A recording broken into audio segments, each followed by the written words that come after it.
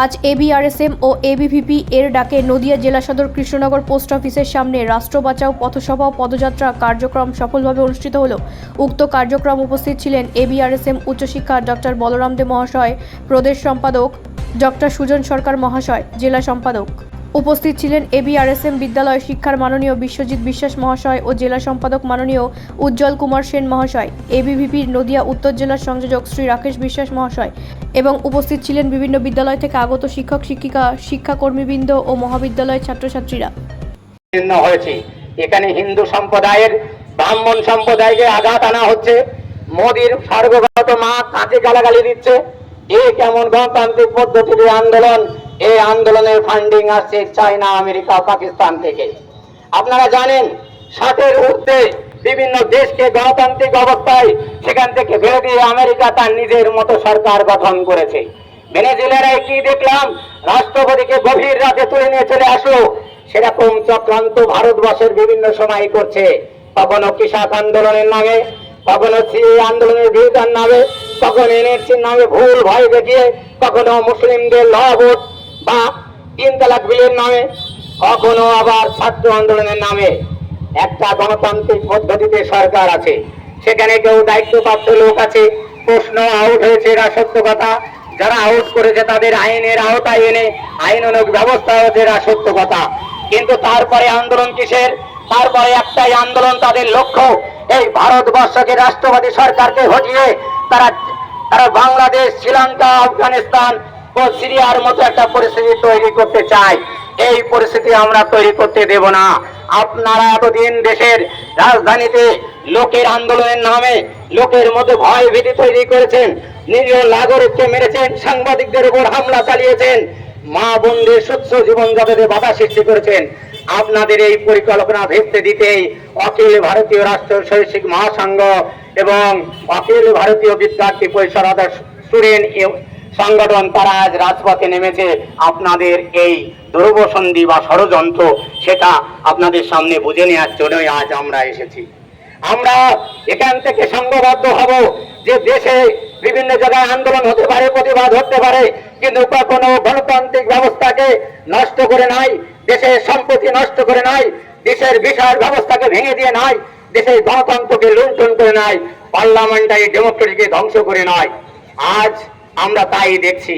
অতএব এগুলো আমরা আর মানতে পারবো না, আমরা তাবড় জবাব দেব। তাই রাষ্ট্রীয় স্বয়ংসেবক সংঘের সংগঠন, বিবিধ সংগঠন বা সমবিচারধারার যে সংগঠন আছে, সবাই চাইছে আগামী 28শে জুলাই কলকাতার রাজপথে আমরা 50,000 শিক্ষক শিক্ষিকা ও ছাত্র মিলে অবস্থান বিক্ষোভ করব এবং দেশের যে ষড়যন্ত্রকারী বিচ্ছিন্নকামী বাংলাকে বাংলাদেশের সাথে মিশিয়ে দেওয়ার যে চিন্তা ভাবনা, এই চিন্তা ভাবনার বিরুদ্ধে আমরা কলকাতায় রাজপথে যাব।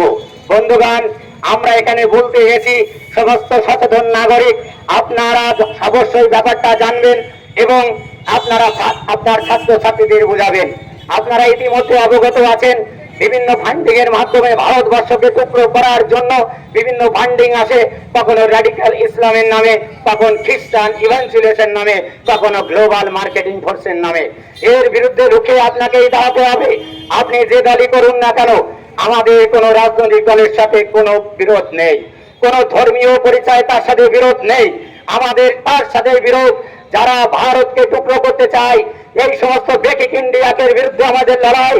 যে বিচার তারা ভারতবর্ষকে ভেঙে আফগানিস্তান করতে চায়, ভারতবর্ষের মধ্যে বিভিন্ন সম্প্রদায়ের মধ্যে মারামারি লিখে দিতে চায়, ভারতবর্ষ বিশ্বগুরু হতে যাচ্ছে তার বাধা প্রদান করতে চায়, সেই সমস্ত আচার বিচার মনোভাবিপন্ন মানুষের বিরুদ্ধে লড়াই। সেই সমস্ত যাদবপুর ও জেএনইউ বিশ্ববিদ্যালয়ে যারা ভারতকে ভাঙার পরিকল্পনা করে, বিদেশের সাথে হাত মেলার চেষ্টা করে, তাদের বিরুদ্ধে আমাদের লড়াই। একটা কথা সুস্পষ্ট ভাবে বলতে চাই, আমেরিকা যখন রাশিয়ার উপর মারে, আমেরিকা যখন ইরানের উপর হামলা করে, আমার দেশের প্রকৃত লোক তারা হাততালি দেয়। তারা কি হয়, তাদের রাগ ওঠে, যেটা কি হচ্ছে যখন এই আমেরিকা ভারতবর্ষকে যখন শক্তিশালী গণতন্ত্র রয়েছে কে হটাতে পারছে না, বাণিজ্যিক স্বার্থে তারা যখন লজ খাচ্ছে, তার জন্য ডিপ স্টেটের মাধ্যমে টাকা ঢুকিয়ে ভারতবর্ষের বিভিন্ন জনজাতির মধ্যে বিদ্রোহ ঘটিয়ে উত্তেজিত করে এই শান্ত ভারতকে পরাস্ত করতে চাইছে, তখন আপনারা চুপ থাকেন, তখন আপনাদের ভালো লাগে। কিন্তু যখনই বাংলাদেশের উপর হামলা হয়, পাকিস্তানের উপর হামলা হয়, যখন সিরিয়ার উপর হামলা হয়, আমেরিকা যখন করে, আপনাদের খুব কষ্ট হয়। তো এই মাটিতে আপনারা জন্মগ্রহণ করেছেন, এটাই আপনার কর্মভূমি, এটাই আপনার জন্মভূমি। অতএব এটাকেই, এর ভালো ও মন্দ আপনার ভালো হওয়া দরকার, খারাপে আপনার দুঃখ পাওয়া দরকার। কিন্তু দুঃখের বিষয়, অতীতে বিভিন্ন গভর্নমেন্ট ছিল, সেই সময় প্রশ্ন আউট হয়েছে, দুর্নীতি হয়েছে, এই বিশেষ সম্প্রদায়ের লোককে কখনো আন্দোলন করতে দেখা যায়নি এবং সেই গভর্নমেন্টকে ক্ষমতা থেকে চলে যেতে দেয়নি। কিন্তু যখনই রাষ্ট্রবাদী সরকার রয়েছে, তারা ভারতকে অস্পষ্ট করার জন্য, ভারতকে বিশ্বগুরু থেকে আটকানোর জন্য, ভারতকে বিখণ্ড করার জন্য সদাই তৎপর আছে। আমরা যারা সচেতন মানুষ আছি এবং রাষ্ট্রীয় স্বেচ্ছাসেবক সংঘের বিচার পরিবারে যারা দীক্ষিত, তাদের কাছে অনুরোধ থাকবে, আমরা রাষ্ট্রীয় দৃষ্টিকোণ থেকে জাগরিত হব, হিন্দুত্বের আদলে জাগরিত হব এবং ভারতকে এক ভারত শ্রেষ্ঠ ভারত এবং ভারতকে বিশ্বগুরুর দিকে নেওয়ার জন্য যা যা করণীয় আমাদেরকে করা দরকার আছে। পরিস্থিতি যদি এমন আসে এদের সাথে লড়তে যে আমাদের জানকে কোরবানি দিতে হবে, আমরা মোটেই কিছু হব না, এদের বিরুদ্ধে লড়ে ছাড়বো। কারণ আমার পূর্বপুরুষ এই তরবারের কাছে মাথা নত করিনি বলে আমার নাম আজ সৌরভ গাঙ্গুলি আছে, আমার নাম কলিমুদ্দিন হয়নি। সবাই ভালো থাকবেন, সকলকে নমস্কার জানিয়ে আমি এবার থেকে শেষ করলাম। জয় ভারত। ব্যুরো রিপোর্ট, রাষ্ট্রীয় প্রসার বাংলা।